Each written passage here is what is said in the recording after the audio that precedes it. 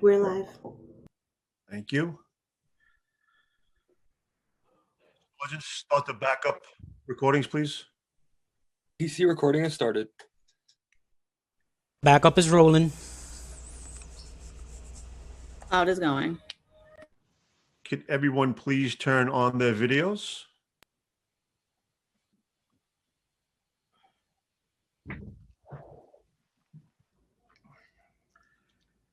Hello and good afternoon and welcome to today's stated meeting. At this time, I ask that everyone please turn off all electronic devices. Please turn them to vibrate. Madam Majority. What happened?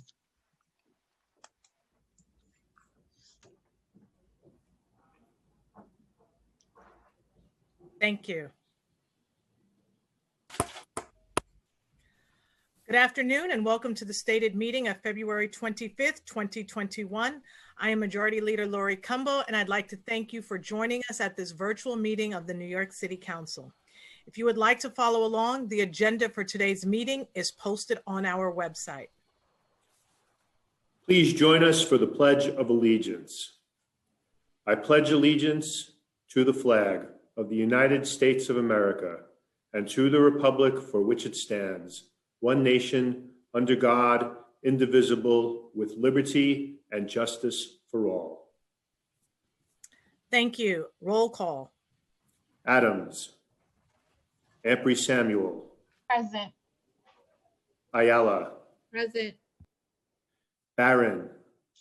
Blessed and present. Borelli. Present.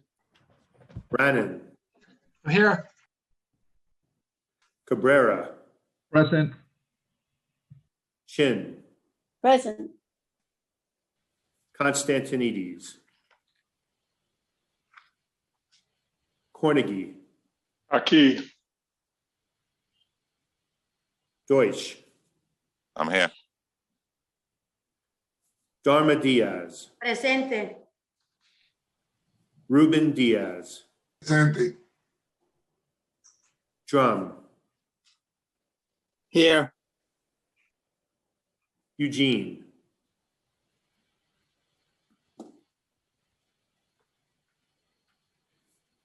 Gennaro. Gibson. Blessed afternoon, everyone. I'm here. Jonai.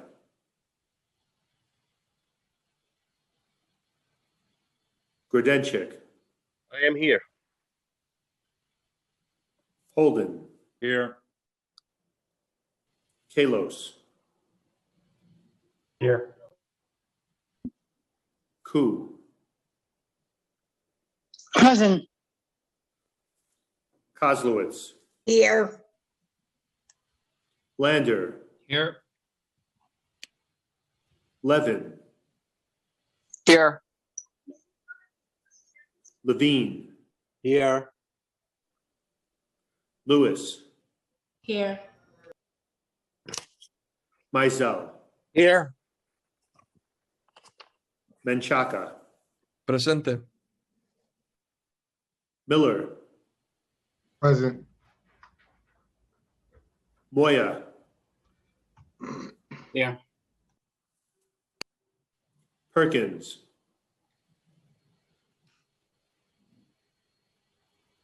Powers. Here. Reynoso. Here. Riley. Present. Rivera. Present.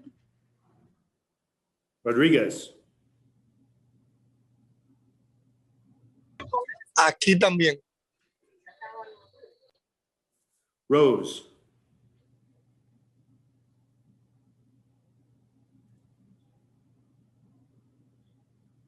Rosenthal. Here. Salamanca. Present. Traeger. Here. Ulrich. I am present. Malone. Here. Van Bramer. Here. Yeager.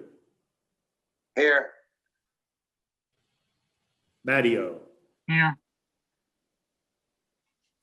Cumbo, Present. Speaker Johnson. I'm here. Madam Majority Leader, we have a quorum. Thank you so much. We will now have today's invocation, which will be delivered by Reverend Dr. Kelly U. Farrow, spiritual leader of Convent Avenue Baptist Church, located at 420 Convent Avenue in Manhattan.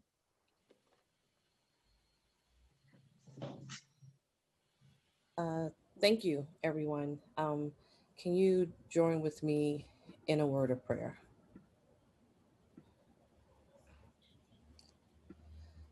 Lord God, we come today with petitions on our hearts and minds. We come asking you to hear our prayers, our desires, our joys, our hurts, and despairs. Sometimes as Black people, Lord, we wonder if you hear us. We wonder if you will be the Lord that will deliver us. But we think back on the liberation of our ancestors and how you crushed their enemies and removed them from dangers seen and unseen. And we know we have a God who is our protector. And remember, you are a deliverer of your people and liberation of the oppressed. So we come today in the background of what you did yesterday, knowing your power is fully at work today. And we see how you work in and out of time into tomorrow. We come asking you to heal our land, add a soothing balm to our wounds of our hearts, and deliver us this day from the hands of injustice. Revive our joy, O God, restore our love, and reconcile a kinder nature toward you and toward our neighbor. Teach us how to love as you love. Show us how to forgive as you've forgiven, and direct us into the truth of who you are in justice, faith, and resilience. Lord, we love you. We know we need you. We need your guidance, we need your wisdom, and we need your protection. Lord, you are our high place, you are our citadel, and we look to you to lead us and guide us along the way. The hymns teach us, great is thy faithfulness, for you fail us not. We thank you, Lord, for your goodness you have given us in this life and the blessings we will have when we meet you in glory. We thank you, Lord, and we are grateful for your loving kindness toward us. We know there is none like you in the heavens or in the earth. And we, your people, remember, as our parents have taught us, as the ages have taught us, that you will never leave us nor forsake us. And for that, again, we say thank you. Oh Lord, you are the Ancient of Days. You are time itself, and we, your creation, honor you today. Thank you for breathing life into us and giving our lives purpose and honor. Teach us how to walk worthy of that purpose and honor and display it in faithfulness, kindness, love, and justice towards all people. Most of all, thank you for our salvation that rests fully, entirely in the person of Jesus Christ. Now to the one who is able to keep us from falling, to the only wise God, be glory, power, and dominion, now and forevermore. Amen. Amen. Thank you so much for that very timely prayer. I know that the hearts and minds of this body are very heavy with the losses that we have experienced. So I thank you so much, Reverend Farrow, at this time. I would now like to ask Council Member Mark Levine to spread the invocation onto the record. Thank you, Madam Majority Leader, and I'm really honored to do so and honored to say a little bit about the incredible Reverend Dr. Kelly U. Ursula Farrow, who is known in our community as a preacher, educator, lecturer, mentor, social justice advocate, political voice, and businesswoman. Reverend Dr. Kelly finished her Bachelor of Science degree at Nyack College as a dual major in business and Bible. Went on to pursue her Master's of Business Administration with a concentration in human resource management from Nyack Graduate School of Business. The following year, after completing her MBA, she graduated with her Master's in Divinity with a concentration in theology from Alliance Theological Seminary. Also, to add to her list of educational accomplishments, Reverend Dr. Kelly has completed the requirements for her earned PhD in education at Capella University with a concentration in higher education administration. In the fall of 2018, Dr. Farrow created and inaugurated Circle of Sacred Fire, which is a preaching intensive designed to prepare women of color in ministry in the area of preaching. The Alpha Circle gathered a diverse population of 20 women to focus on the Circle's three fundamental principles: preaching through the Black church context, preaching with the womanist ethic, and preacher as person leadership development. Dr. Farrell is also part of the faculty at Pillar College in Newark, New Jersey, as well as Manhattan College in Riverdale. Dr. Farrell's interdisciplinary womanist ethic is engaged with all things business and theology.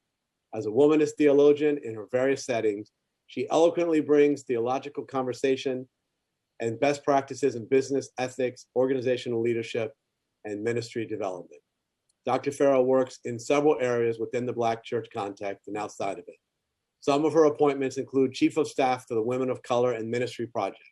She also serves as a mentor to women in ministry in the New York City cohort of the Rise Together National Mentoring Network. Not only does she mentor, but she also creates safe spaces and context that empowers women and men in business and business development. Over a period of 10 years, Dr. Farrell has worked as a business consultant guiding startups to great success and has held several senior leadership roles within top organizations from the private finance sector to nonprofit healthcare.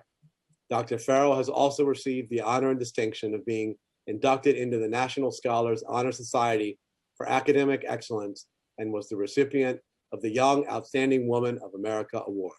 She currently serves as a member of the Baptist Ministers Conference of Greater New York and vicinity, and we're honored that she delivered our invocation today. Thank you, and back to you, Madam Majority Leader. Thank you so much, Councilmember Levine, and thank you for sharing Dr. Reverend Farrell with us today. She is such a joy and a force of power throughout New York City, and we see clearly why you recommended her today to give today's prayer. I would now at this time like to have the adoption of minutes by Councilmember Brad Lander.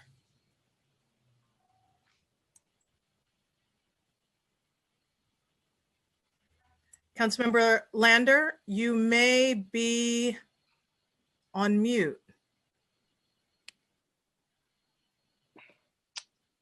Madam Majority Leader, can you hear me? I apologize, my connection is unstable.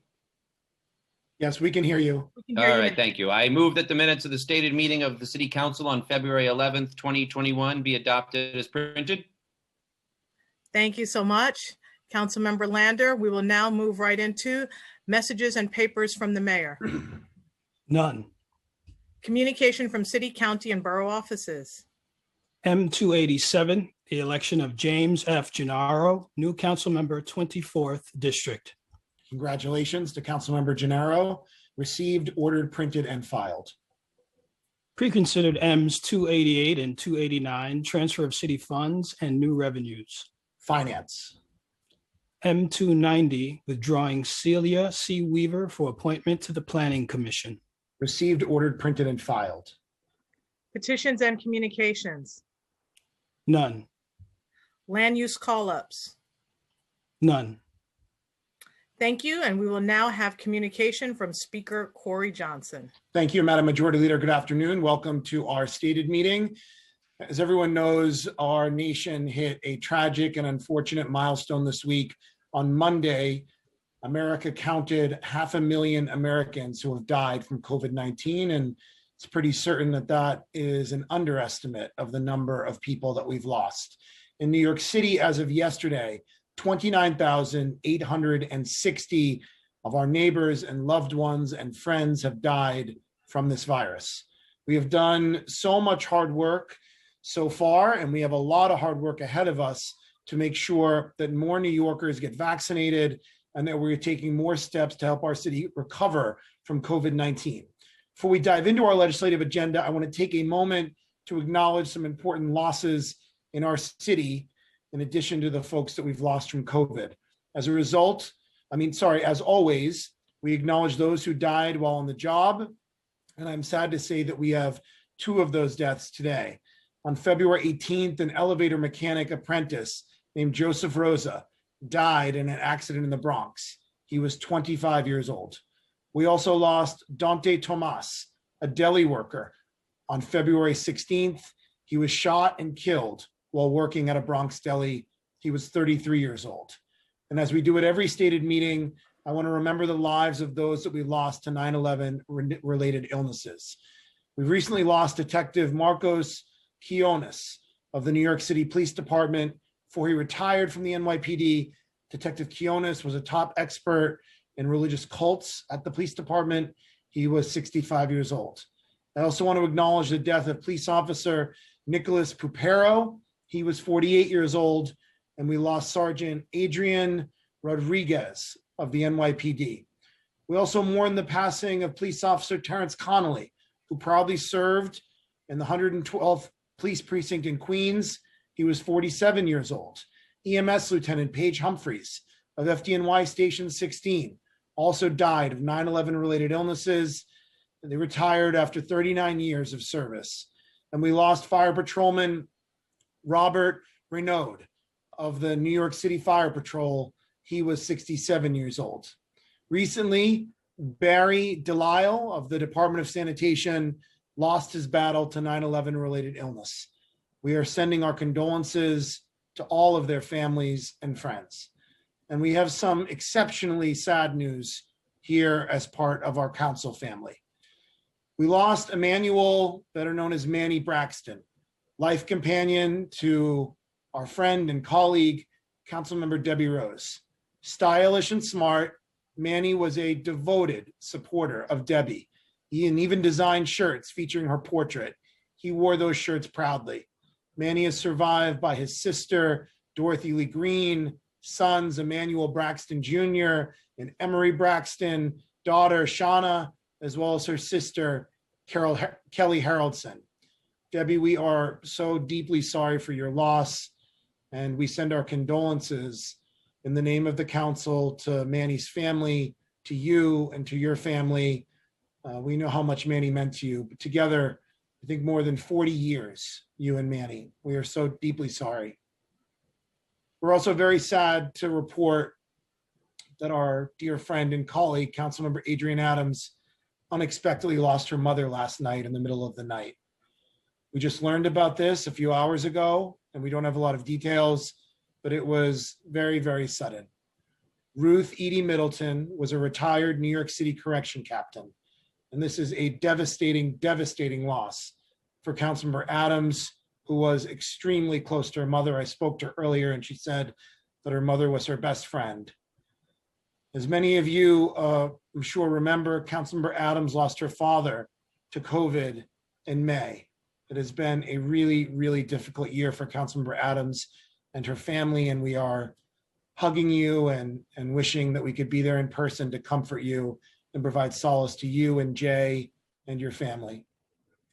Let us pause for a moment of silence for Manny Braxton, Ruth Edie Middleton, Joseph Rosa, Dante Thomas, Marcos Quiones, Nicholas Pupero, Adrian Rodriguez, Terrence Connolly, Paige Humphreys, Robert Renaud, Barry Delisle, and all of those that we have lost to COVID-19.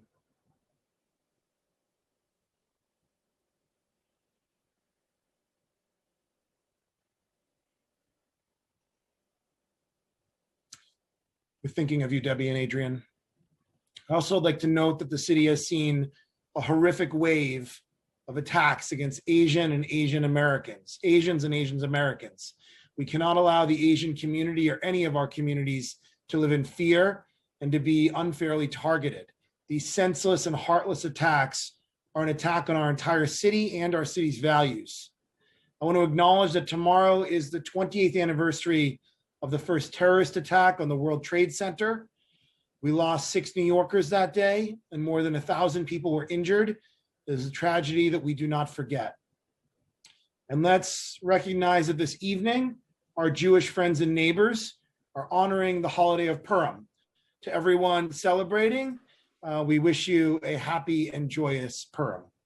And on a final note, I want to welcome back Councilmember Jim Gennaro to the council. Congratulations. I'm not sure if he's here yet. I'm here, Mr. Speaker. Oh, I'm wonderful, here. wonderful. Well, we are so happy to have you here, Councilmember Gennaro. You were an esteemed member of this body for many, many years, and we are just very fortunate, and your district is fortunate to have you back. So welcome to your first Zoom stated meeting, and we look forward to hearing you and also to recording your votes later today.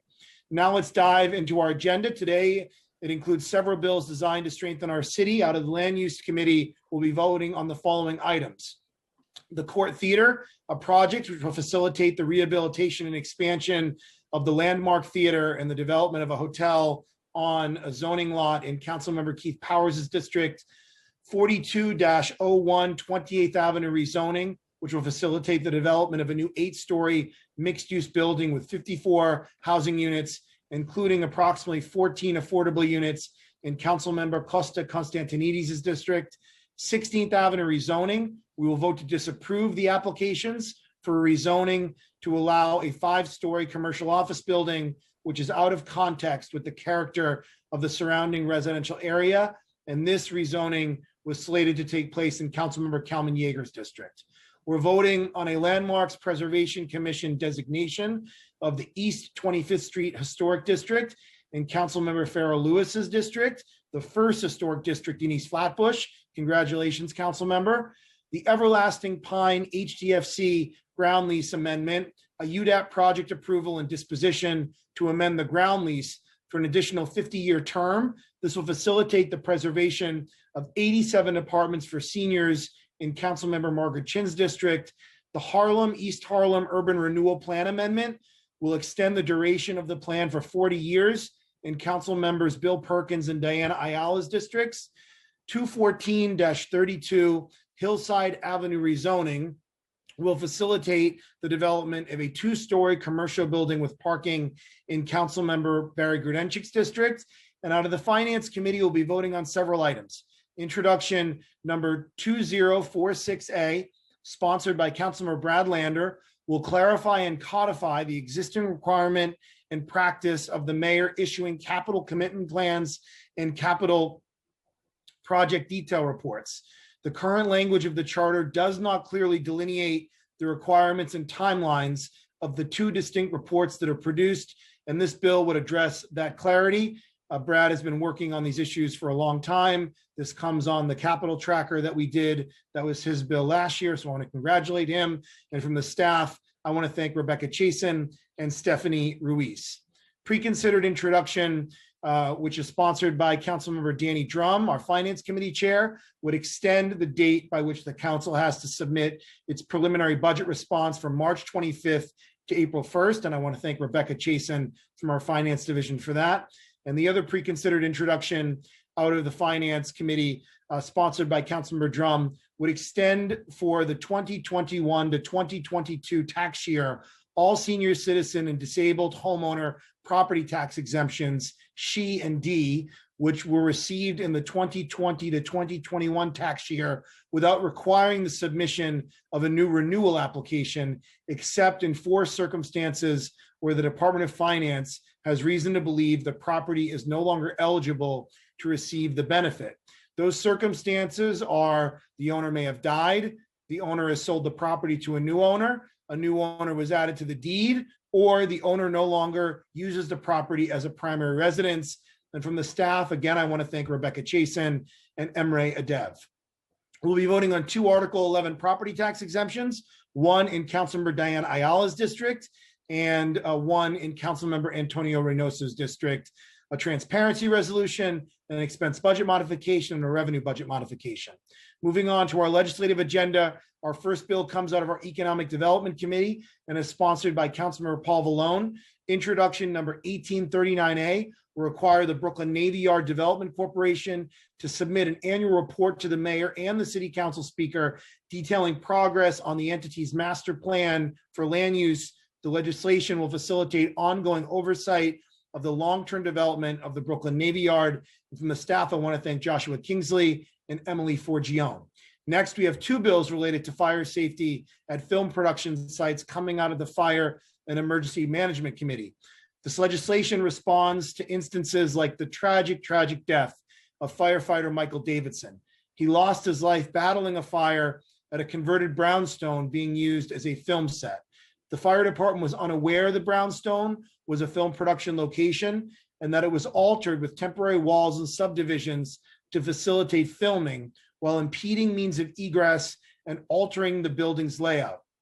As a result, firefighter Davidson was trapped in the burning building. Introduction number 1849A, sponsored by Councilmember Joe Borelli, will require the fire department to establish fire safety provisions for certain film production locations.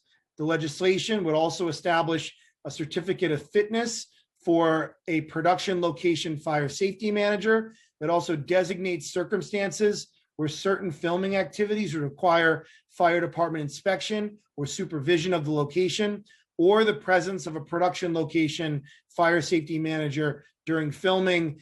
And I really want to acknowledge and continue to send our condolences out to firefighter Davidson's widow, Eileen, who was instrumental as part of moving this package of bills forward with Councilmember Borelli, the chair of the committee, and of course with Councilmember Cornegy, who has the next bill, introduction number 1852A, sponsored by Councilmember Cornegy, which will require any person permitted for scouting, rigging, and production activities to provide film set blueprints in advance to the fire department. The legislation would also require that the fire department and the mayor's office of media and entertainment establish protocols to enable interagency information sharing regarding film production activities authorized by a permit obtained from the mayor's office of media and entertainment. Under the bill, these protocols would provide the fire department with access to all permit information, require local firehouses to be notified when certain film permits are issued, and enable firefighters to receive detailed information on production location conditions, including any alterations.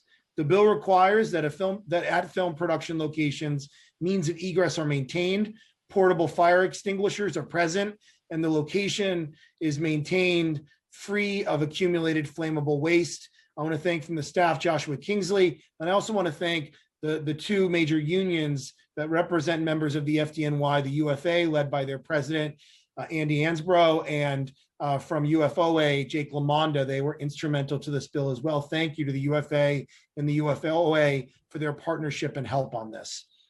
Our next bill is related to renewable Rikers and the City Council's vision for the future of the island. Introduction number 1591B, sponsored by Councilmember Costa Constantinidis, would require the Department of Environmental Protection, in consultation with the Department of Sanitation, to study the feasibility of constructing a new wastewater treatment facility on Rikers Island. This study will take into consideration population projections, the minimum and maximum capacity of wastewater treatment facilities, what it should have, and the amount of wastewater that could be diverted from other facilities. Also, the Department of Environmental Protection would assess the presence of methane on the island and the potential for installing methane recovery systems. The Department of Environmental Protection would solicit public comments, and the Rikers Island Advisory Committee would make its own recommendations. The review would be submitted to the mayor, the council speaker, and the Rikers Island Advisory Committee and the public within 3 years. I want to thank from the staff, Brad Reed, Samara Swanston, and Nicole Aben. The pandemic has been particularly devastating for our city's homebound seniors, especially those who are over 75 years old, who are at the highest risk for hospitalization and death from COVID-19. We need to get more of them vaccinated. That means creating a system to go to them instead of having them to have to go out and try to get to a faraway appointment. The council will vote on legislation that does that. The bill comes out of our Aging Committee. Introduction number 2225A, sponsored by Councilmember Mark Traeger, will create a plan to vaccinate homebound seniors. Under the legislation, the Commissioner of Health and Mental Hygiene or another designated agency would establish a plan to vaccinate homebound seniors for COVID-19 and post the plan on the department's website. The Commissioner of Health and Mental Hygiene or another designated agency would also be required to report to the council on implementation of the plan every 2 months after the plan is issued. And I would want to thank from the staff, Harbani Ahuja, Sarah Liss, and Nell Beekman. Next, the council will vote on 5 resolutions, 4 out of our Immigration Committee and the last one from the Education Committee. Immigrant New Yorkers have been disproportionately impacted by the devastating effects of COVID-19. And today we are voting on 4 resolutions that seek to protect immigrants. 3 of the immigration resolutions are from Councilmember Matthew Eugene. Resolution number 1416A, sponsored by Councilmember Eugene, calls on the Department of Homeland Security to halt deportation proceedings during the COVID-19 pandemic to restrict the global spread of the disease. Resolution number 1417A, also by Councilor Matthew Eugene, calls on the Department of Homeland Security to place a moratorium on all removal proceedings for employment-based status holders who lost their employment because of the pandemic. Resolution number 1418A, also by Councilmember Eugene, calls on Congress to pass and the President to sign legislation that would allow employment-based visa holders to retain lawful status after losing their jobs if the loss was due to the COVID-19 pandemic. This legislation will provide temporary work and residency authorization for foreign-born individuals laid off because of the pandemic. The last resolution in the immigration package is Resolution 1419A, sponsored by Councilmember Francisco Moya. This resolution calls on the federal government to pass legislation that would provide immigration relief for family members of frontline workers in the health profession who have died because of COVID-19. And from the staff, I want to thank Elizabeth Kronk and Harbani Ahuja for their work on those 4 resolutions coming out of the Immigration Committee. And lastly, our 5th resolution is one coming out of the Education Committee. Resolution number 1473, sponsored by Councilmember Farrell Lewis, calls on the Department of Education to ensure remote learning is as effective as possible for students with disabilities.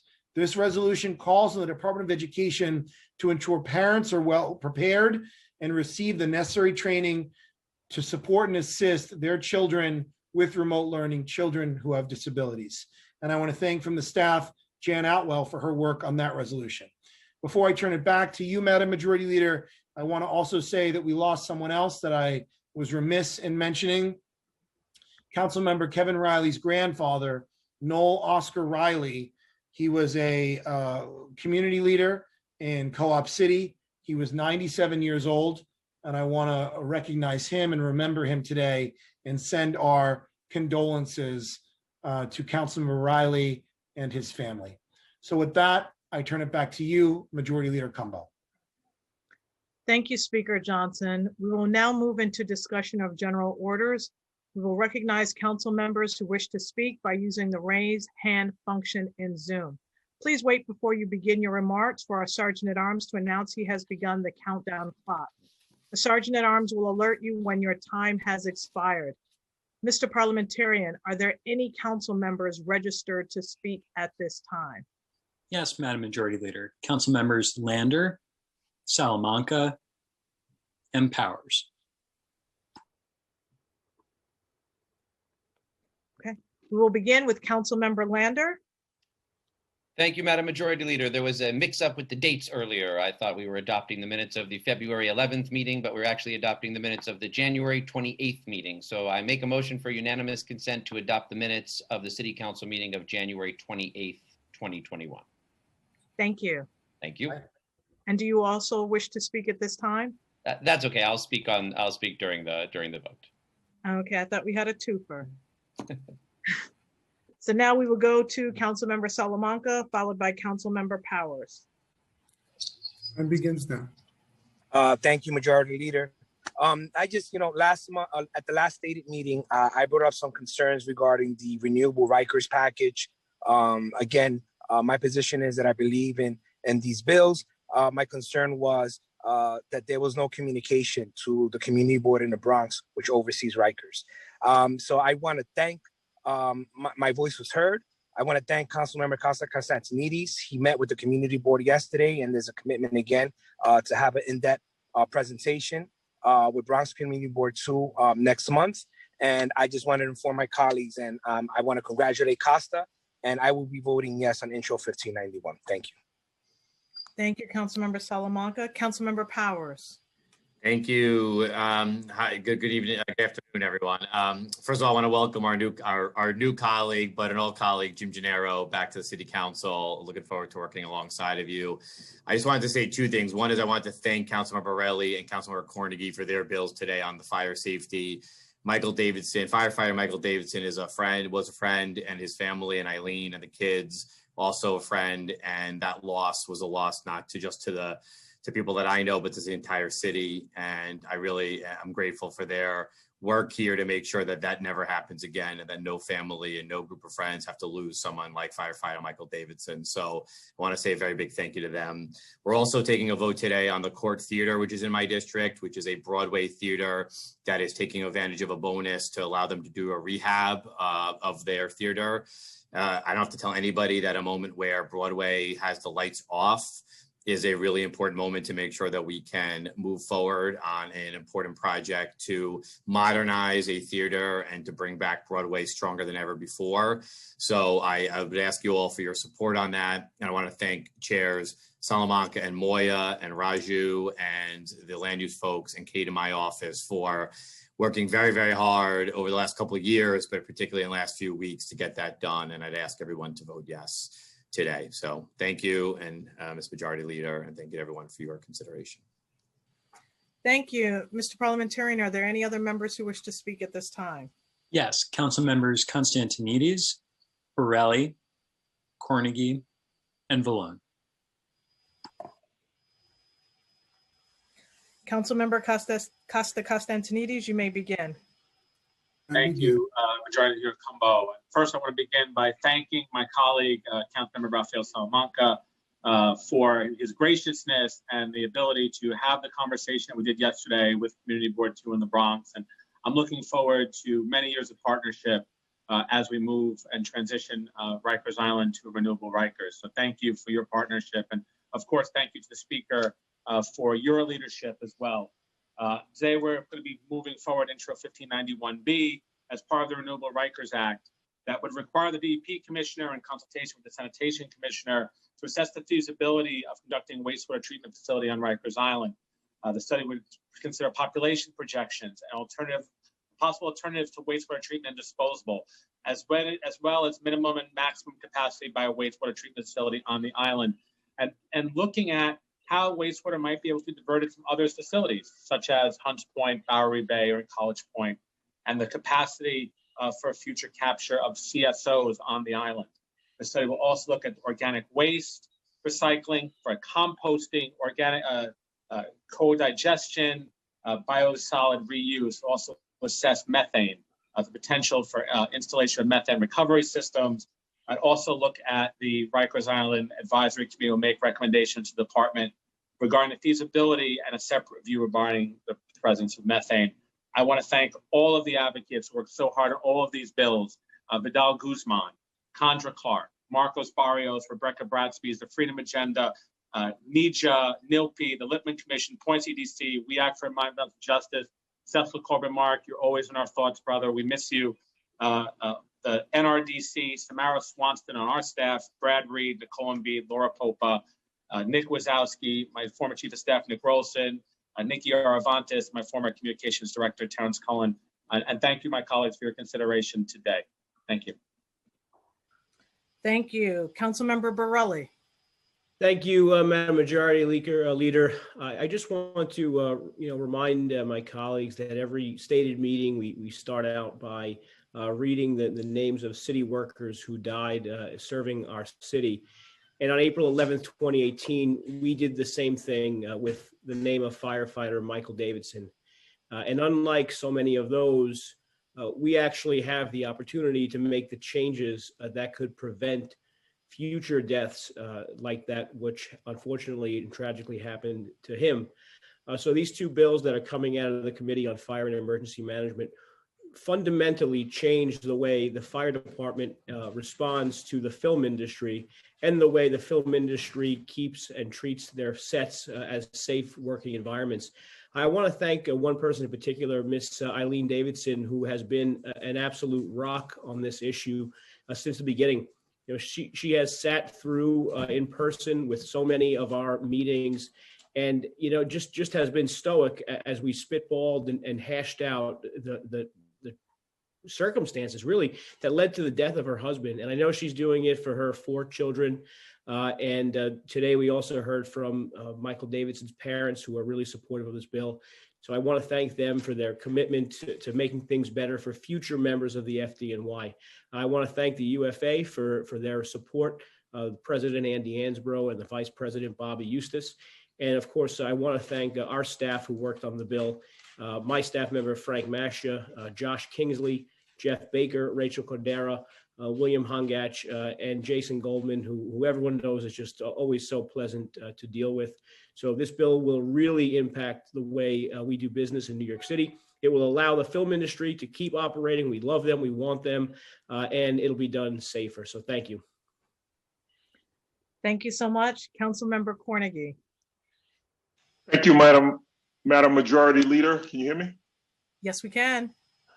First of all, I want to say thank you to Speaker Corey Johnson for creating an environment where we can actually work across the aisles and set an example for this nation that when we set our sights on doing something on behalf of our first responders, there is space in this crazy political environment to work across the aisles. I had a chance to work with Chair Borelli on these two bills, and in particular, my bill. And so good afternoon. My name is Councilmember Robert Cornegy, and like all of my colleagues, I have an obligation to make sure that New Yorkers do not die needlessly, especially in the commission of their assigned duties. Earlier today, we had a Zoom meeting, including Eileen Davidson and her young children, who, quite frankly, were much more well-behaved than mine would have been during these circumstances. Ms. Davidson is mourning the loss of her husband, Lieutenant Michael Davidson, and these children will spend most of their lives without their father. Lieutenant Davidson should not have died. His wife should not have been mourning his life, and her grief compels me to act. Lieutenant Davidson died during a 5-alarm fire at a Harlem walk-up on March 22nd, 2018. The film production company altered the building during the filming and created a hazard resulting in his death. That is why Councilmember Borelli and I sponsored Intros 1849A and 1852A. Our cities must provide adequate information when the firefighters arrive at a building that has been altered during a filming. We urge immediate, and I'm asking for all of my colleagues to vote yes on these bills. At heart, they're very simple. Film production companies should communicate better with the fire department, and on-site locations for film production should be cleared of life-threatening violations. With our new powers of communication, I see no reason why we can't communicate and improve communication between film and production companies and the fire department. As we try to improve communication in the age of Instagram and Twitter, we also have an opportunity to honor and strengthen older forms of communication. That's why I want to also mark the introduction of New York City Living Treasures legislation I introduced today with council members Van Bramer, Jonah, and Cumbo. Our city serves as home to innumerable cultural traditions, festivals, and art forms. These serve as an indispensable part of the intangible cultural heritage of our city. This Living Treasures legislation will put our city in line with decades-long efforts to elevate intangible cultural heritage from the 1950s to now. I urge my colleagues to sign on to this Living Treasures legislation as well. Thank you so much, Madam Majority Leader, for this time. Thank you. Councilmember Vallone. Time begins. Thank you, Madam Majority Leader. First and foremost, I guess all of our love, prayer, and condolences to Council Members Rose and Adams during these times. Welcome back, Councilmember Jim Gennaro. And I just wanted to take this time now, because I don't think I'll be able to later, to just explain a little bit about 1839. So thank you to Speaker Johnson, always proud to stand with you, especially on this legislation. The Brooklyn Navy Yard has evolved from its early years as a naval shipbuilding yard into one of the city's most well-run engines for economic development. The yard provides stable, affordable space for industrial and businesses for over 450, employing 11,000 people and generating over $2.5 billion per year in economic activity. The joint partnership is a template for the future growth and viability of all small businesses, manufacturing, technology, and industry expansion, especially during the pandemic and resulting financial hardship the city faces. However, we must not forget that our city is the ultimate landlord for all city-owned properties. Therefore, it is imperative that the City Council is included in the process and kept informed on the progress of any new and ongoing leaseholds, especially with a property as vital and successful as the Brooklyn Navy Yards. Prior to Intro 1839, we had none. Today's bill brings much needed accountability to one of the city's most vital economic assets, especially in light of the ongoing expansion of the Navy Yard's master plan, which was announced in 2018. Any significant investment made by the city should come with the equally significant oversight and transparency to ensure that we are responsibly using taxpayer funds. We applaud the Navy Yard Development Corp and the businesses for their hard work throughout the pandemic. And I'd like to thank my fellow committee council members who voted unanimously in favor of the bill this morning, as well as Jeffrey Baker, Emily Forgione, Alex Polinoff, Josh Kingsley, my Chief of Staff, Jonathan Shutt, and again, our speaker for all of our efforts to bring today's vote to a bill, today to a vote. I urge my colleagues to vote aye. And lastly, Madam Majority Leader, may I have permission to vote on all items on today's calendar? Permission granted. I'd like to vote aye on all matters on today's calendar, except abstain on 2231 for a later date, hoping to get further information on the Department of Finance with some of those senior exemptions. Thank you, Madam Majority Leader. Thank you, Councilmember Vallone. Are there any members, Mr. Parliamentarian, who wish to speak? Yes, Dharma Diaz and Councilmember Yeager. Time begins. Again, Thank just a you. reminder, this is only about items that will be on the general orders calendar. Thank you for this opportunity. I'll be quick, I'll be brief. I just want to personally thank on behalf of all the clients that I have worked with in the shelter system, that the status is undocumented and immigrants. I want to thank you for the resolutions you're presenting today. Having dealt with individuals that were not able to obtain apartments during COVID because of their lack of income, and reading what I'm reading here, these 4 resolutions, it just breaks it home to me. And knowing that I represent a diverse community, I just want to thank you for just having the conversation and knowing that I'm amongst individuals that have not lost their focus. I'm often asked, oh, why do you mind, or why you're advocating for those that cannot vote for you? It is my duty and it's my obligation as a human being to assure that everyone I come in contact with has a voice. So if I may, I encourage all my colleagues to support in the resolutions that are presented today. Thank you. Thank you, Councilmember Diaz. Councilmember Yeager. Thank you, Madam President. In December, the legislature passed and the governor signed the Emergency Eviction and Foreclosure Prevention Act of 2020. Among other provisions, the legislation required the city to carry over the senior citizens homeowner exemptions and disabled homeowner exemptions from last year to the next year without requiring a new application. Today, the council considers introduction 2231, which will allow the city to deny to any property owner whom the Department of Finance, quote, has reason to believe, unquote, may no longer be entitled to the exemption. These property owners would be required to file an application by March 15th, a little over 2 weeks from now. To be clear, if this council does nothing today, if we do not pass this law, every homeowner entitled to the exemptions will receive it without doing anything more. This law allows the city to deny to certain homeowners, for example, if the Department of Finance believes the homeowner has passed away. Who amongst us wants to explain to a senior citizen that, oh, so sorry, but the city thought you were dead?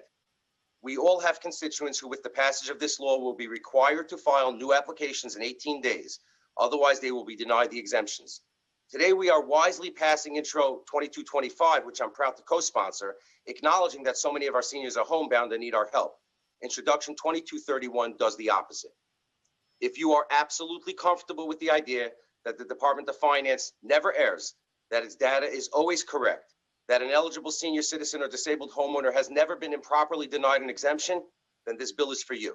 Vote your conscience. But if you are like me, and you believe that once again the city is balancing its budget improperly on the backs of our neighbors, that it is as likely as not that the department will declare dead those very much alive, that if an error is made by the department, there will be insufficient time to fix it by March 15th, then please join me in voting no. Please remember, if we vote no, not a single eligible senior citizen or disabled homeowner will lose the exemption. It is only a yes vote that will potentially cause this result. I urge you, please join me in voting no today in 2231 and stand up for our neighbors. They will all receive this exemption. Nobody will be denied. Thank you. Thank you, Councilmember Yeager. Just to be sure, Mr. Parliamentarian, are there any other members who wish to speak that we have not acknowledged at this time? 2 more, Council Members Rosenthal and Jonai. Councilmember Rosenthal, you may begin following the time clock. Thank you so much. I don't think I would have spoken up about this before, but I rise to remind everyone that I guess if you have, the Department of Finance has lists of people who are part of the exemption category. I think it's about 800 people. And I think people should do the responsible thing, which is reach out to the members of their community who are on that list to make sure that if they are eligible, that they can fill out the paperwork. I know that's work that my office does every year anyways. And we, of course, will be reaching out to the people in our district. They have, I guess, a little over 2 weeks to fill it out. You know, what I am so impressed by the Department of Finance is that they're not sort of taking the sloppy approach of just automatically renewing all of them, but instead being responsible bureaucrats by identifying people and homes that may no longer be eligible for what is a sacred tax deduction for those who are struggling. It's so important for those who are struggling to get those exemptions. But it's also so important that those who try to cheat the system, maybe sell their property or add in somebody onto their lease who is also bringing in an income, to make sure those people do not benefit from an exemption that they no longer are enabled to get. Our tax dollars are precious. We have so many needs in our city, and I just want to thank the speaker. I want to thank the finance team for making sure that this legislation, thank you, is good and solid. And of course, we should make sure, keep our Department of Finance's feet to the fire to make sure that they do right by all of those who are eligible for the exemption. I know I'll be watching that very closely in my district. Thank you very much. Thank you so much, Councilmember Rosenthal. We will now have Councilmember Jonai. Thank you, Majority Leader. First, let me begin by extending my sincerest condolences to Councilmember Adams' family on their loss. I will keep her and her family in my prayers as they deal with the loss of another loved one. I also take this moment to recognize and congratulate Councilmember Gennaro on coming back to the City Council. I want to echo some of the comments that were made by my colleagues, including Councilmember Rosenthal, where I truly agree with her on transparency and making sure that our taxpayer dollars are spent wisely, and those that should be paying must pay. But I want to firmly argue and reinforce the argument that Councilmember Yeager made, that 2 weeks is not sufficient time. Introduction 2231 will only give a little over 2 weeks time for our most vulnerable, the very ones that we say we need to protect and defend, our senior citizens and our disabled homeowners that are currently receiving a real estate tax exemption. The Department of Finance has outlined 4 categories. 1, death. 2, if there was an extra of a property transfer into a sale. 3, adding a person to the deed. Or 4, if there was any change in primary address. Of the 800 properties, Majority Leader, 28 are in my district. I received those addresses yesterday. Of the 28, my own research revealed 4 are death related. 6 are through a transfer, what appears to be a sale, leaving 18 properties, 6 which have no change that I can confirm of any of those 4, aside from a satisfaction of mortgage as the reason for change. And lastly, 12 are due to trust and family transfers, or that added a family member with the last names correlated to that homeowner. We are going to be doing an injustice to our most vulnerable homeowners during a pandemic, where we may not be able to reach them because they may not be here due to winter, if they're snowbirders. 2, if they're currently living with their children, as this pandemic and crisis has forced them to seek shelter in homes where they can get the comfort and the health care that they need. So I'm going to urge my colleagues and council members to consider this vote. It's 800 homes. 2 weeks is not sufficient time. The damage can be permanent and overwhelming to our community homeowners. Thank you very much, Majority Leader. Thank you so much, Councilmember Jonai.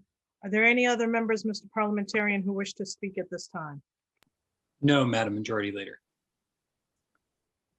Thank you, and I thank all of our colleagues for their participation. At this time, we're going to have the report of special committees. None. Reports of standing committees. Report of the Committee on Aging, Intro 2225A, COVID-19 vaccination for homebound seniors. Amended and coupled on general orders. Report of the Committee on Economic Development, Intro 1839A, Brooklyn Navy Yard. Amended and coupled on general orders. Report of the Committee on Environmental Protection, Intro 1591B, Rikers Island Wastewater Treatment Facility. Amended and coupled on general orders. Report of the Committee on Finance, Intro 2046A, Capital Project Reports. Amended and coupled on general orders. Preconsidered Intro 2230, Preliminary Budget Dates. Coupled on general orders. Preconsidered Intro 2231, Property Tax Exemptions. Coupled on general orders. Preconsidered Reso 1544, Transparency Reso. Coupled on general orders. Preconsidered M288 and Reso 1548 and M289 and Reso 1549, Transfer of City Funds and New Revenues. Coupled on general orders. Preconsidered LU 731 and Reso 1550 and preconsidered LU 732 and Reso 1551, Tax Exemptions. Coupled on general orders. Report of the Committee on Fire and Emergency Management, Intros 1849A and 1852A, Film Production Fire Safety Provisions. Amended and coupled on general orders. Report of the Committee on Land Use, LU 714 and 715, 4211 9th Street Special Permit. Approved with modifications and referred to the City Planning Commission pursuant to Section 197D of the New York City Charter.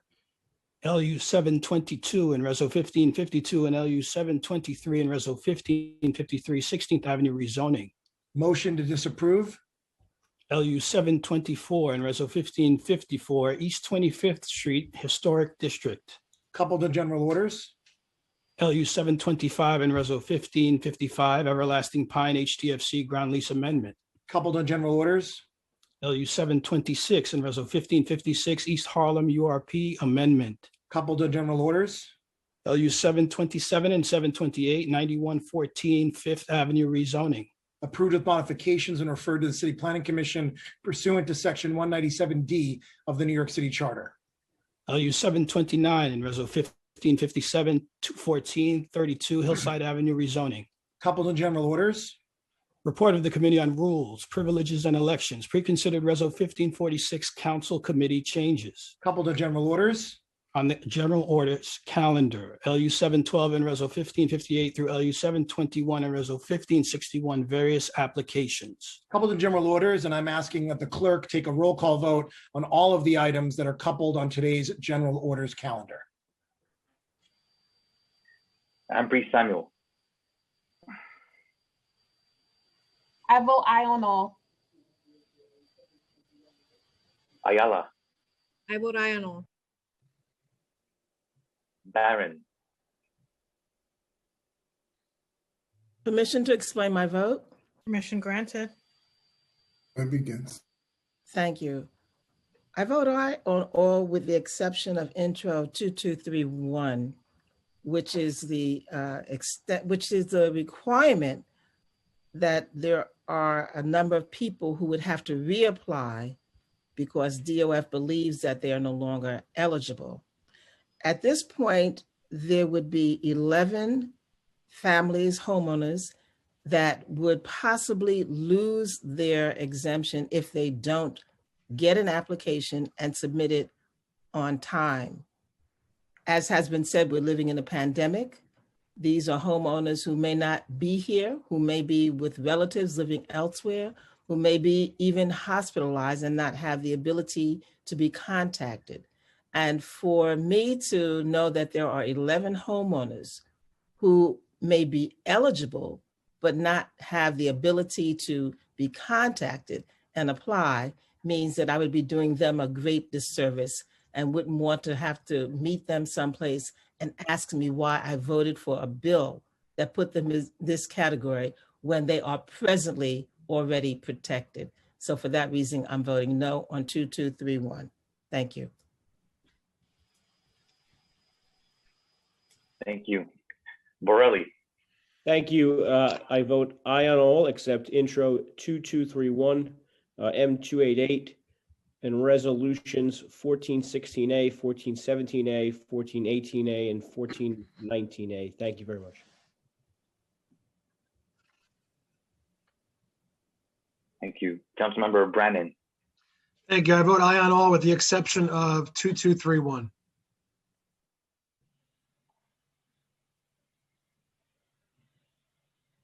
Cabrera. Permission to explain my vote. Permission granted. Thank you so much. I first want to congratulate Councilmember Gennaro. Remember when came in 2010, how he led in issues related to the environment, his passion. It always marked me for his love and his award-winning film. So welcome. It's glad to have you back. Also, I want to extend my condolences and my prayers to Councilmember Adams, who lost her mommy. I know what that feels like. I lost my mommy this year, and I know some of us here as well. And to Councilmember Riley, losing a patriarch, your grandfather.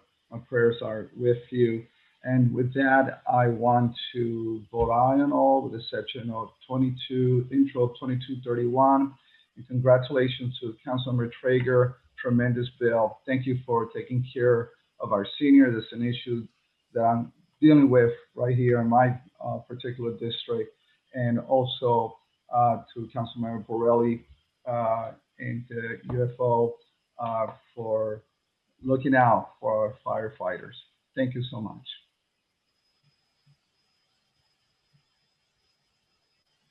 Thank you. Councilmember Chin.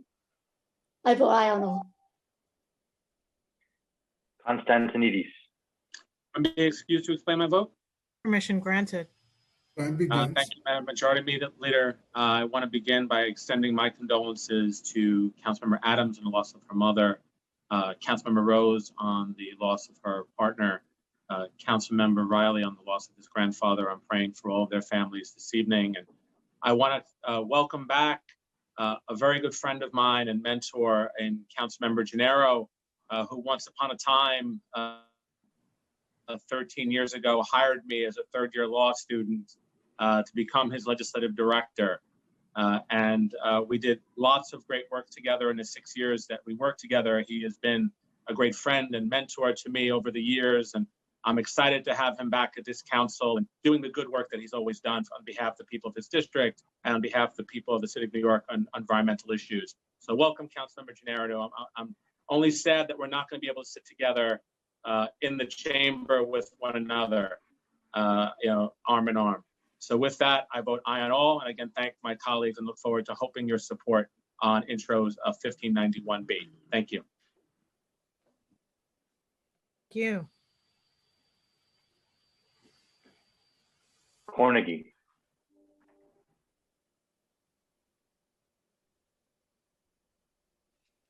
Permission to explain my vote. Permission granted. I want to also extend my condolences to all of our colleagues, Riley and Rose and Adrian Adams, who've lost loved ones during this very tumultuous time. I want to congratulate all of my colleagues who are passing substantive and important bills today. And I want to vote aye on all except 2231. Thank you. Thank you, Councilmember Cornegie.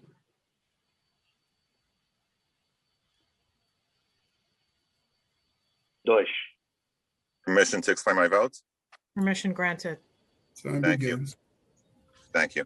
First of all, I want to congratulate our new colleague, Jim Gennaro. I want to echo the words of Fernando Cabrera of what he said about Jim Gennaro.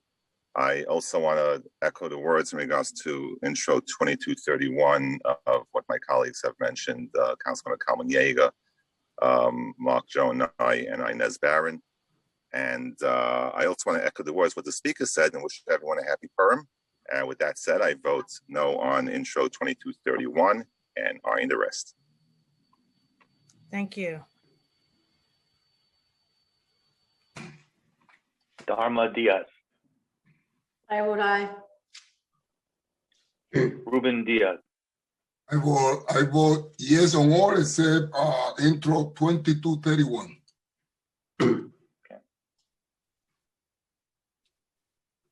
Drum,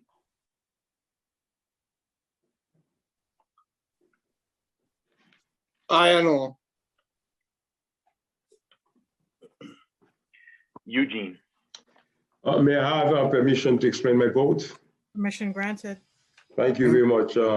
First, I would like to express my deepest sympathy and condolences to Councilmember Adam and to Councilmember Rose. The only thing that I can say is, may God give you, both of you, the strength that you need to overcome this very difficult moment.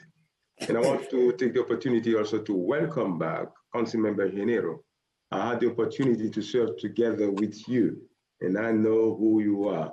Your experience in your dedication to service represent a great asset to the district that you are going to serve. Welcome back and all success. May God bless you and your family. Thank you. With this, I vote yes and all, except on intro 2231. Thank you. Thank you, Councilmember Eugene. Gennaro, Majority Leader, I wish to speak on my vote. Please. First of all, I mourn with the council family with regard to council members Adams and Rose and Riley. Their families will be in my prayers. I wish to thank the speaker and you, Madam Majority Leader, and my dear friend and brother Costa and all my colleagues on your good wishes. It's great to be back. And with that, I vote aye on all. Thank you.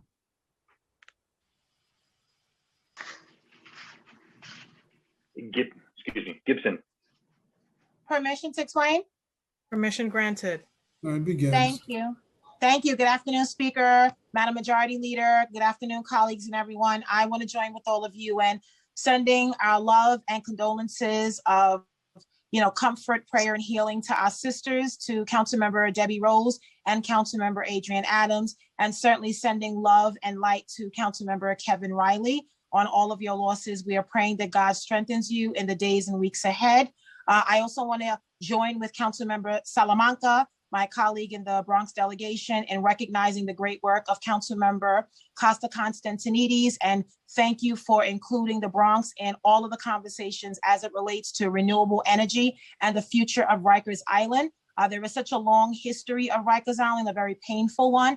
And as we look towards a renewable energy system and what that looks like on the island, certainly the borough of the Bronx has a vested interest in that land. And I appreciate your leadership in making sure that the Bronx is not forgotten. So with that, congratulations to all my colleagues who have introduced bills. Also want to join with everyone in welcoming our newest colleague from Queens, Councilmember Jim Gennaro. We're looking forward to working with you. And with that, I vote aye on all. And happy Black History Month to my colleagues and friends, and happy Hispanic Heritage Month as well. Thank you, Councilmember Gibson.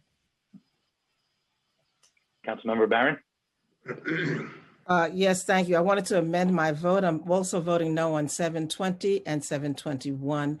And I want to join with the rest of the body in extending condolences to Councilmember Debbie Rose, Councilmember Adrian Adams, and Councilmember Riley on the losses that they've suffered. And we're keeping them in our prayers. Thank you. Thank you. just to clarify, Councilmember, those land use items? Yes, that's correct. Land use items. Thank you. Thank you.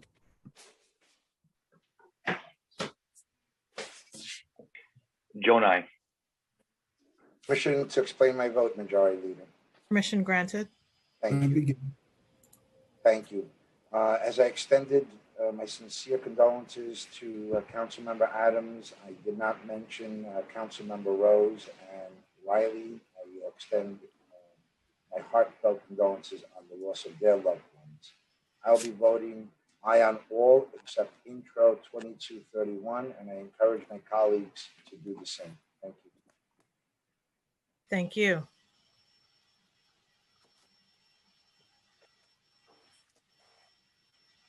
Grodenchik. Permission to briefly explain my vote, Madam Majority Leader? Permission granted. Thank you very much. First, let me extend my condolences, as a number of our colleagues have done today. It was just yesterday that I was working with Adrienne Adams to help one of her constituents' mom try to find a bed in a nursing home. And now today we're dealing with such grief. And I am so very, very sorry to receive the news of her mother's passing, as I am of the passing of Debbie Rose's partner and Kevin Riley's grandfather. So my condolences to all of them, and may they be comforted. I want to welcome back my dear friend Jim Gennaro. When he defeated me for his council seat in 2001, little did either of us suspect that we would be sitting in the New York City Council together, but I'm happy to welcome him back today as a colleague and as a dear friend and brother, and I look forward to serving with him and to supporting the 188th Street Caucus. He knows what that means. And finally, before I vote aye on all, I want to wish everybody who is celebrating starting this evening a very, very happy and sweet Purim. Purim is a holiday where the Jewish people celebrate deliverance from tyranny, from those who would have not only oppressed us, but have murdered us for the fact that we are Jews. We are grateful to God for his deliverance at that time, as we are every day. And I want to wish all my fellow Jews and everybody really who's celebrating Purim a happy, sweet, and kosher Purim. With that, I vote aye on all. Thank you. Holden. Permission to briefly explain my vote. Permission granted. Prayers for the Adams, Rose, and Riley families on your tremendous loss, and my condolences. And welcome to round two to my Queens colleague, Jim Gennaro. It'll be great working with you. With that, I vote aye on all, with the exception of intro 2231 and M288 with accompanying resolution 1548, for which I vote no. Thank you, Madam Chair. Thank you. Kalos. Aye on all. Ku. Permission to speak my vote? Permission granted. Thank you. Thank you, Majority Leader. First, I want to express my sincere condolences to Councilmember Adams for her mother's passing, and Councilmember Debbie Rose for her lifetime good friend, Manny, passed away, and Councilmember Wiley, his grandfather, passed away. Please accept my sincere condolences. And second, I want to welcome back our esteemed former council member, Gennaro. We would love to work with him, with you, I'm sorry. Thirdly, I want to say I vote aye on all. Thank you. Thank you, Councilmember Ku.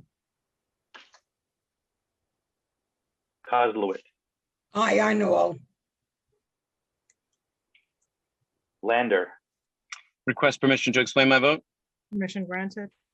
Thanks so much. First, I join all my colleagues in condolences for Councilmembers Adams and Riley, and Councilmember Rose, for you especially. I'm just thinking back to so many times when Manny was there for you in the very hardest times, and when you were there for him in the hardest times too. That is a beautiful, beautiful partnership, and we're heartbroken for all of you and with all of you as much as we possibly can be. This is such a rotten time to lose someone, and we love all of you. I do also want to welcome Councilmember Gennaro back to this body, who I also had the good fortune of serving with and look forward to again. I want to thank my colleagues for supporting my bill today to clarify and codify the capital projects information that we get from the administration Last year, we passed a capital projects tracker bill to create an online tracking system, which will enormously help in making sure that our infrastructure investments that we so desperately need for a just recovery are more likely to be on time and on budget, not cost twice as much and take twice as long as we know they so often do. So thank you for supporting that legislation today. I vote no on Intro 2231 and aye on all other items. Thank you. Thank you.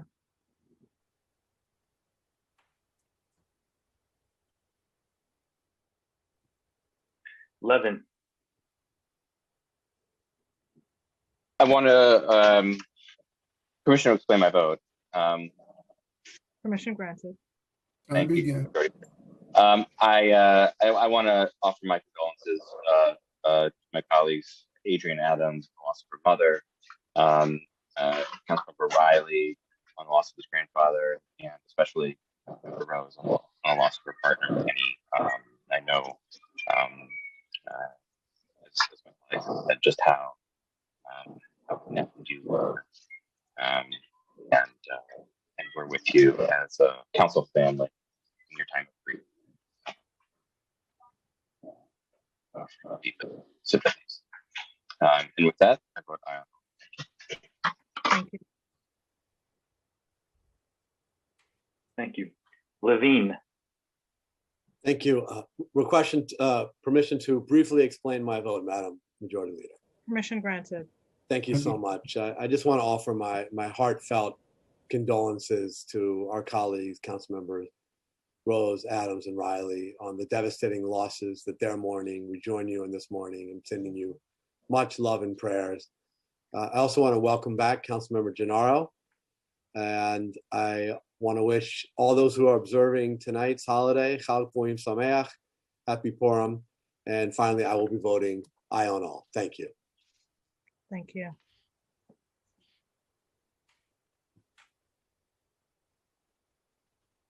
Lewis, Permission to explain my vote? Permission granted. Thank you, Madam Majority Leader and Speaker Johnson, for the opportunity to speak. I wanted to first express my heartfelt condolences to Council Members Rose, Adams, and Riley. You are all in my thoughts and prayers, and also wanted to send a warm welcome to our new colleague, Councilmember Gennaro. A process that I had started from the beginning of my time as council member. The landmarking of East 25th Street is finally being voted on today. I fully support the residents of East 25th Street and urge my colleagues to vote for the preservation of the iconic architecture of Flatbush by designating this block a landmark. I vote aye on all except 2231. I fully support the exemption renewal, but with the limited time to contact 25 homeowners in my district that would be impacted, I wouldn't be able to support this today, but look forward to working with the council and supporting these homeowners in the future. Thank you.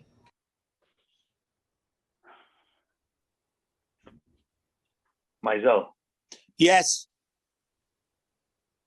Menchaca, Permission to explain my vote? Permission granted. Thank you, Majority Leader. And I want to send my condolences to Council Members Riley, Rose, and Adams, sending love and light to you and your families. I want to vote no on 2231. This is consistent with some of the other things that the mayor's office is trying to create revenue at a time when the pandemic, I think, is forcing us all to stop and rethink how we are doing that. And I want to vote aye on the rest. Thank you. Thank you. Miller,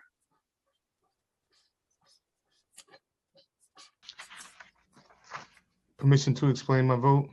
Permission granted. Thank you, Madam Majority Leader.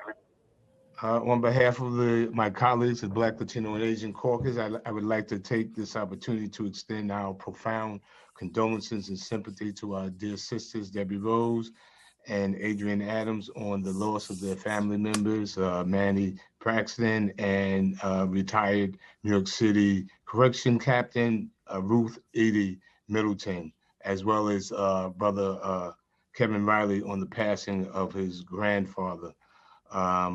These are trying times. May their hearts and soul begin to mend by receiving the everlasting mercy and compassion of the Almighty, and extend to their family from our city council family. Ina wa ina ila rahim. Indeed, God we came from, and God we will return, and may the Creator send his angels and receive their works into paradise. I vote aye on all. Thank you so very much, Madam Majority Leader. Thank you.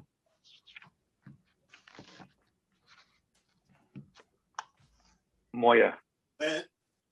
Aye. Madam Majority Leader, permission to explain my vote? Permission granted. What did you want to talk about? Or just, oh, just want. Okay. Thank you, Madam Majority Leader. I just wanted to explain my vote on Resolution 1419. Almost a year battling COVID-19, a pandemic that has shaken us in more ways than one. We've seen who has bore the brunt of this pandemic, and that is Black, Brown, Latino, and immigrant communities. Our frontline healthcare workers, who are predominantly foreign-born, have literally sacrificed their lives to make a difference and help save lives during one of the worst pandemics this city, this country, this globe has ever seen. The families of these frontline workers not only had to suffer the loss of their loved ones, they've had to deal with the financial hardship and are at risk of losing their own immigration status. I introduced this resolution because we need to value the contributions and honor the sacrifices immigrants have made for our city and for our country. And we must treat our immigrant communities, including and especially children, with humanity.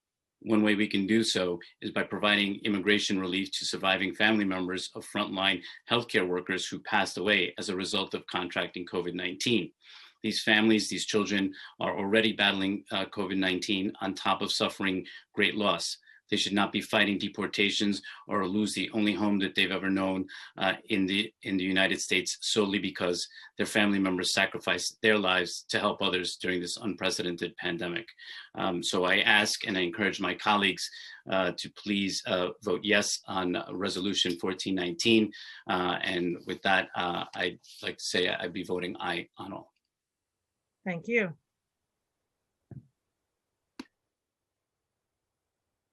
Powers. Aye and all. Thank you. One moment. Reynoso.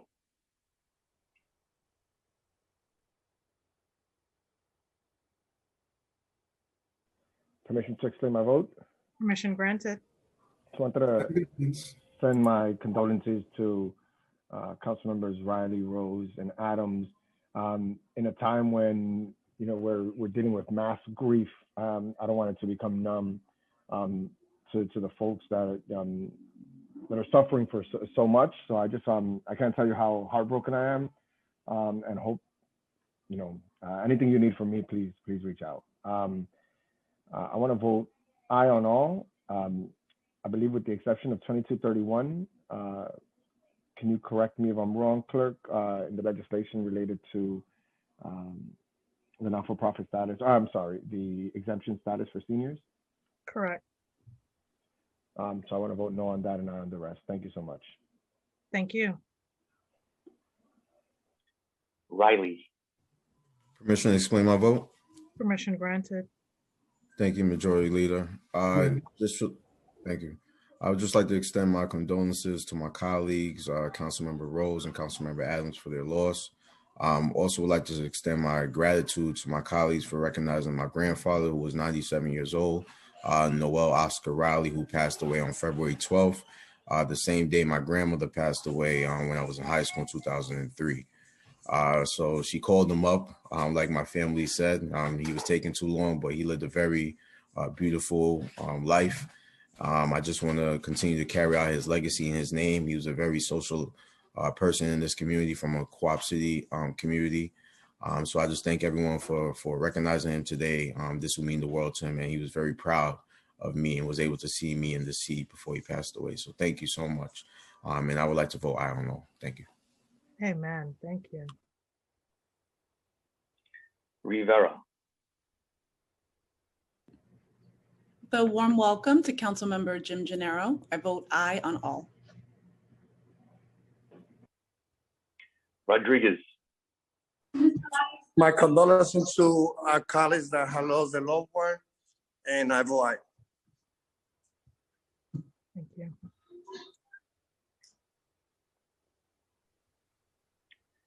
Rosenthal. Permission to explain my vote? Permission granted. Thank you.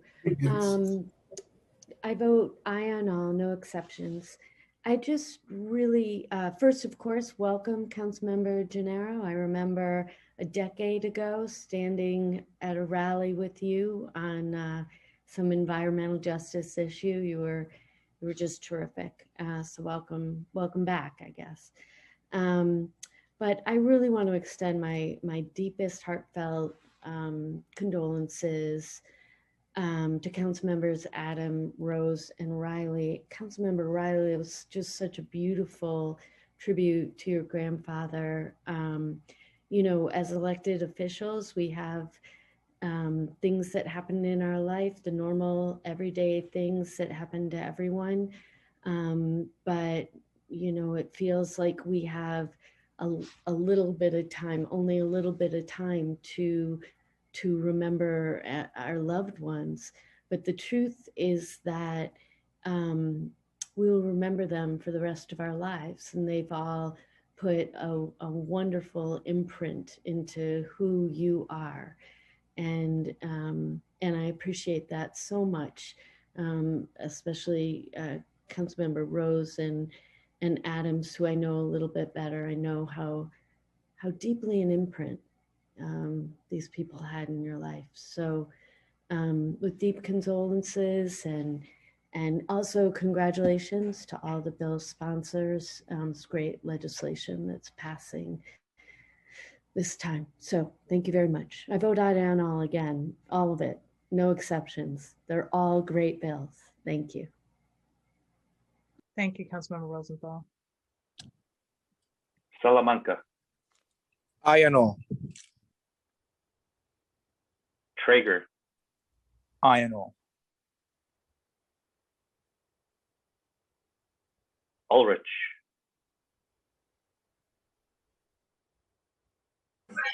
Good afternoon and welcome back to Councilmember Gennaro. My condolences to my colleagues who lost relatives.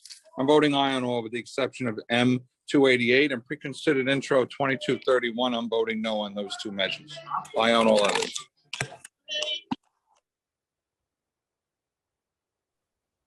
My apologies, Councilmember Ulrich said M288 and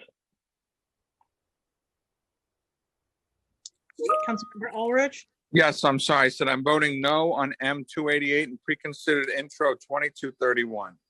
Okay, thank you. My apologies. Thank you.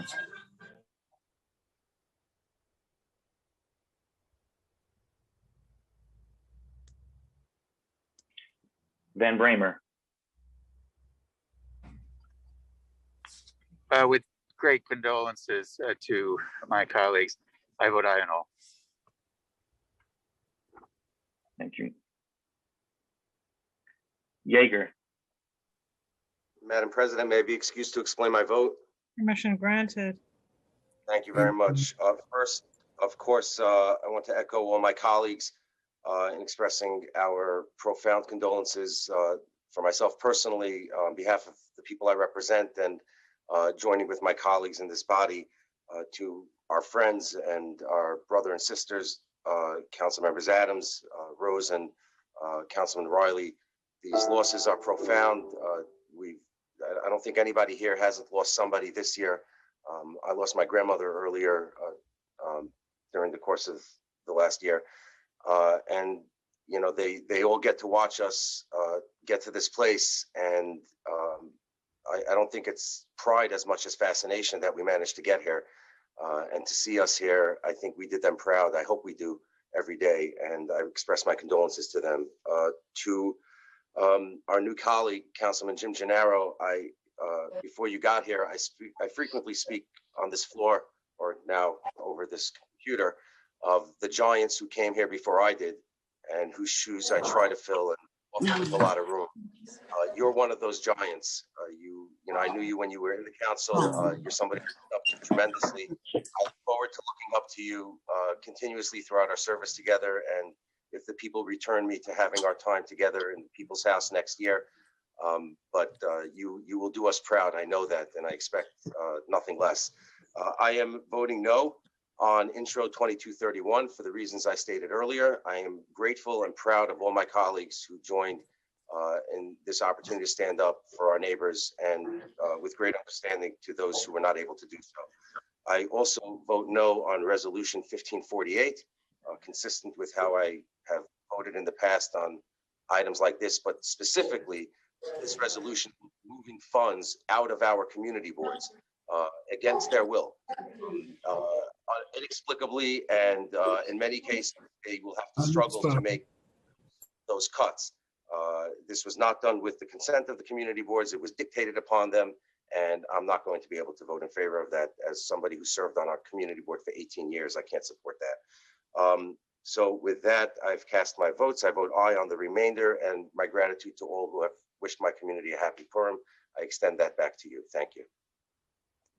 Thank you, Councilmember Yeager. Thank you. Councilmember Rose. Aye on all.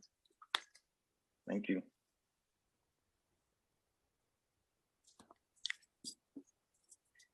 Matteo.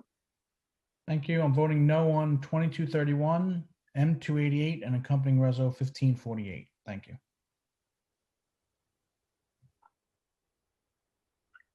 Thank you. Cumbo. I vote aye on all.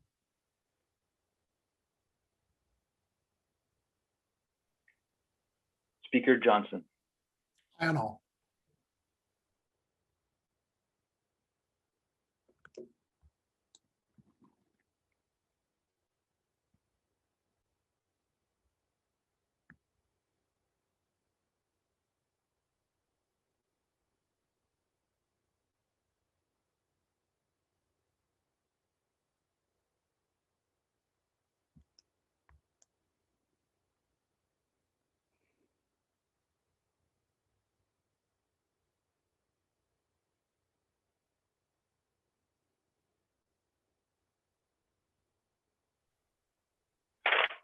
Okay, thank you. All items on today's general order calendar have a vote of 46 in the affirmative, 0 in the negative, and no abstentions, with the exception of the following. Preconsidered introduction 2231 has 28 in the affirmative, 17 in the negative, and 1 abstention. M288 with resolution 1548 has 41 in the affirmative, 5 in the negative, with no abstentions. And land use items 720 and 721 with their accompanying resolutions have a vote of 45 in the affirmative, 1 in the negative, and no abstentions. There are no land use calls. Thank you. The items on today's general orders calendar are adopted. Introduction and reading of bills. All bills are referred to committees as indicated on today's agenda. Thank you. We will now move into the discussion of resolutions. As a reminder, please wait until the Sergeant at Arms begins the countdown clock before you begin your remarks.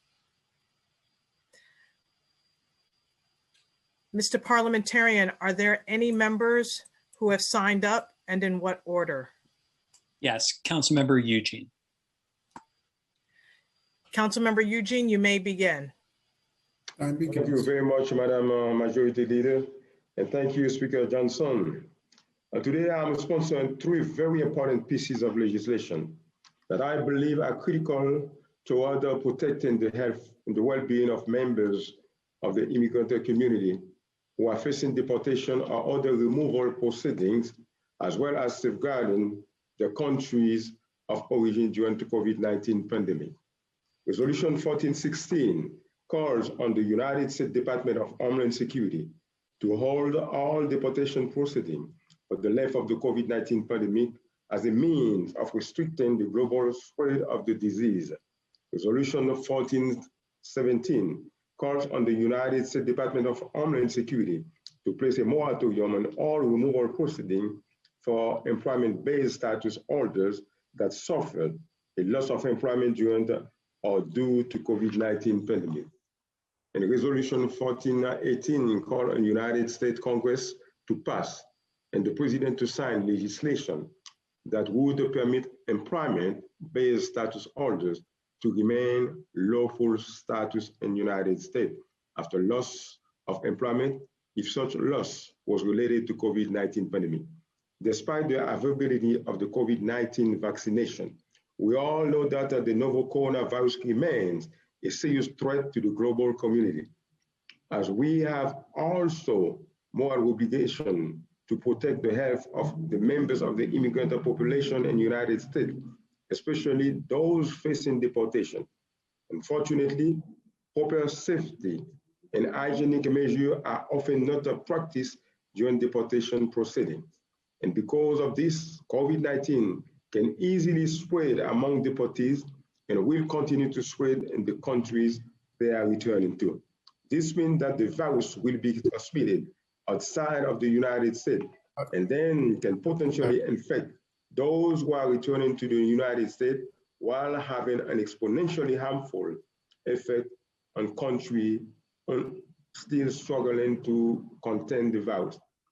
If we are going to continue to fight this horrible pandemic, we must be more proactive in how we protect the safety of those facing deportation.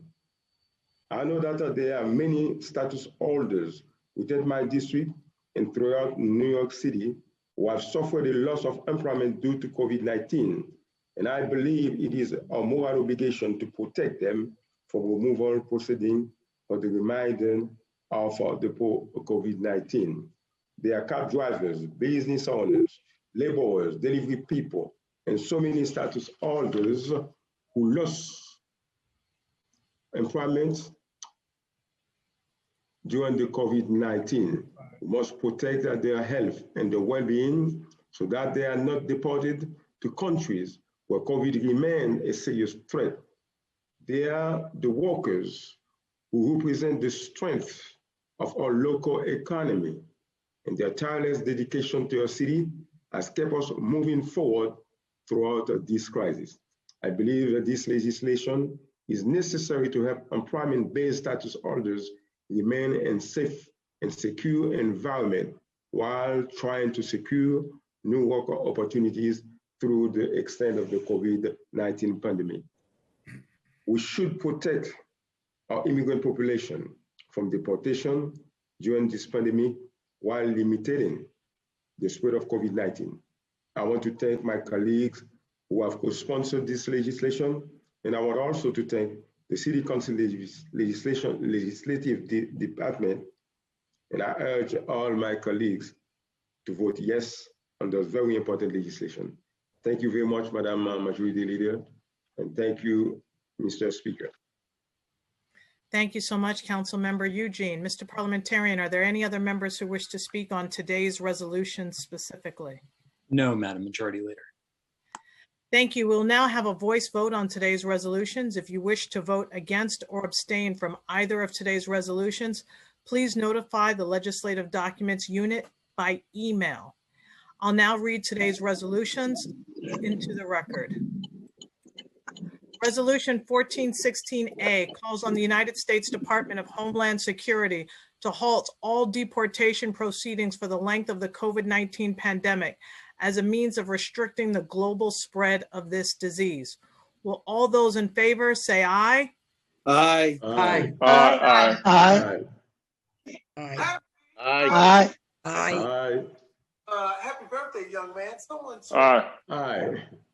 Aye. All opposed, say nay. Any abstentions? The ayes have it. Resolution 1417A calls on the United States Department of Homeland Security to place a moratorium on all removal proceedings for employment-based status holders that suffered a loss of employment during or due to the COVID-19 pandemic.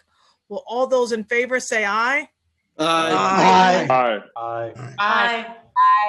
Aye. Aye. Aye.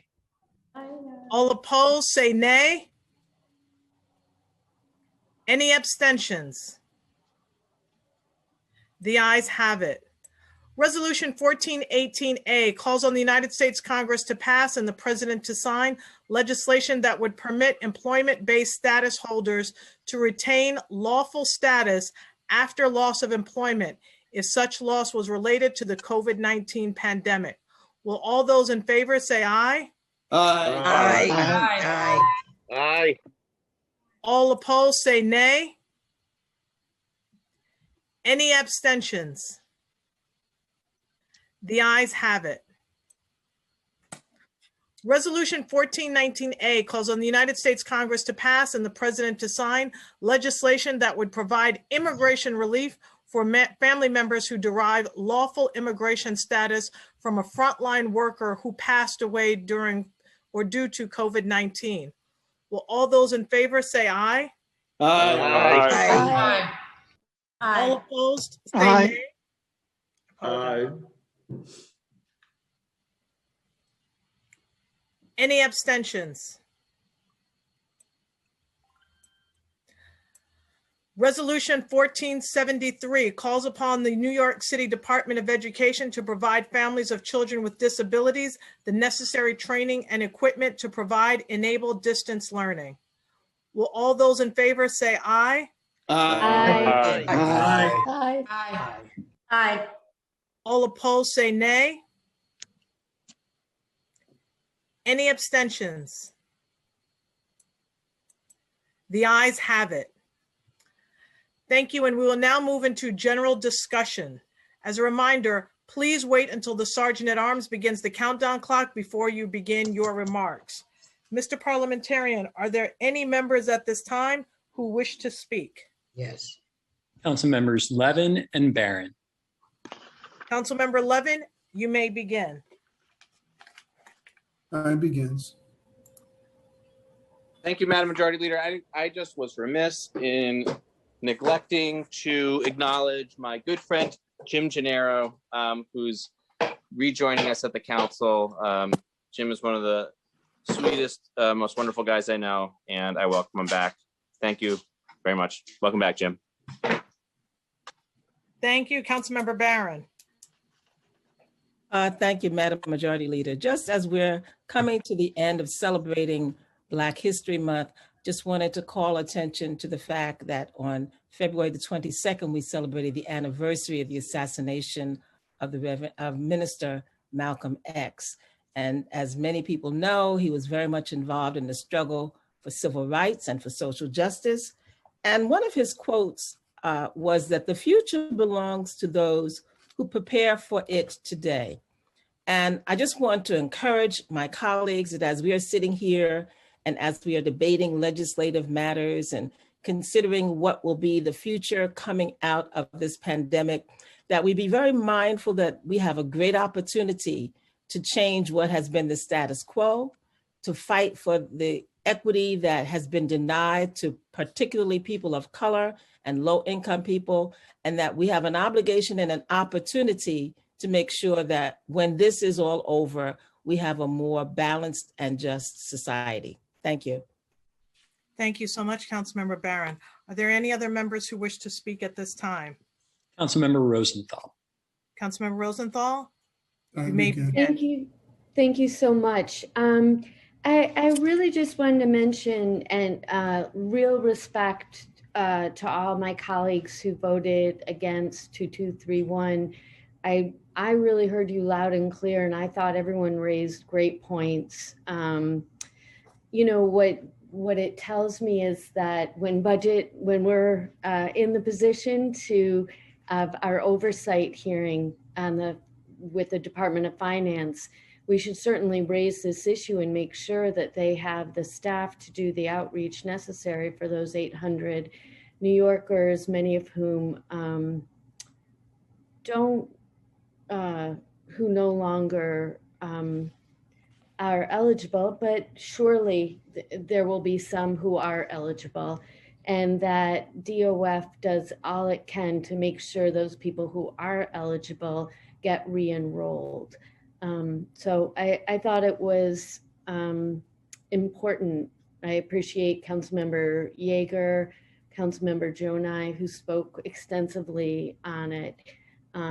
It's a really fair point, but yeah, so that's all. Thank you very much. Thank you, Majority Leader.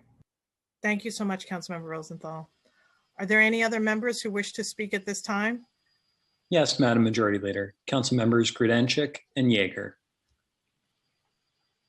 Councilmember Grodenchik, you may begin. Thank you, Majority Leader. Very briefly, as we enter the budget season, our first budget hearing is this coming Tuesday. I want to remind my colleagues and our mayor that too many people in this city are still going hungry. Thanks to the leadership of this council under Speaker Johnson, we have made a dent in the hunger issue in this city, but it has not gone away. And I hope that all of my colleagues and the mayor and his team will keep this foremost in their mind as we go over the next few months to craft the budget for FY22. Thank you. Barry, I want to say thank you. You and Steve were the real early leaders, and I'm glad you keep talking about it. You started this right when you joined the council, and it's one of the most important things we do annually. So I'm so glad you mentioned that today. Thank you, Councilmember Grodenchik. Thank you, Mr. Speaker, and thank you to Steve. Thank you. Councilmember Yeager. Thank you, Madam President. I very much appreciate Councilmember Rosenthal's kind remarks about today's vote and the results of the vote. I just do want to point out that our first oversight hearing on the budget is on March 2nd, and that will be 13 days before the deadline for any of these affected homeowners, these senior citizens, the ones that we voted today to make sure that the homebound of them are getting their vaccinations. They will have to have these forms completed by that time, 13 days from that hearing. And as I look at the calendar, I don't see that the Department of Finance is even coming on that first day. It's simply OMB and the controller, IBO.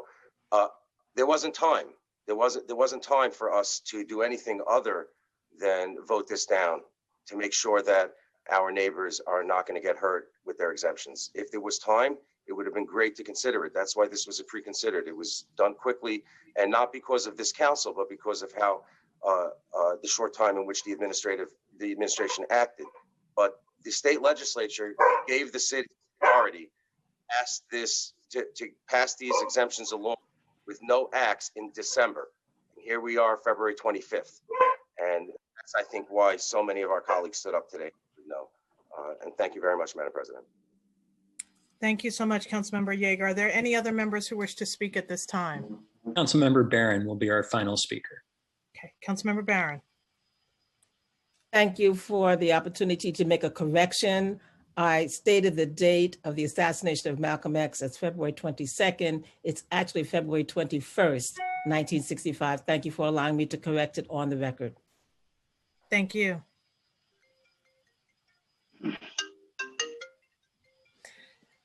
Just to be sure, before we close out this meeting, are there any other members who wish to speak? No, Madam Majority Leader.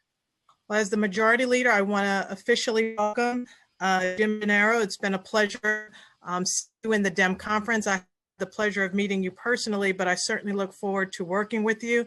I also want to encourage all of my colleagues, as there are many new members in this body, I think it important for us to reach out to them, to give what guidance that we can during this time, because as we can all imagine how difficult it is to open or not open an office, hire new staff, and to navigate this online has been quite a challenge for us, and we can only imagine for new members. So please reach out to them and to welcome them and to offer whatever guidance you can.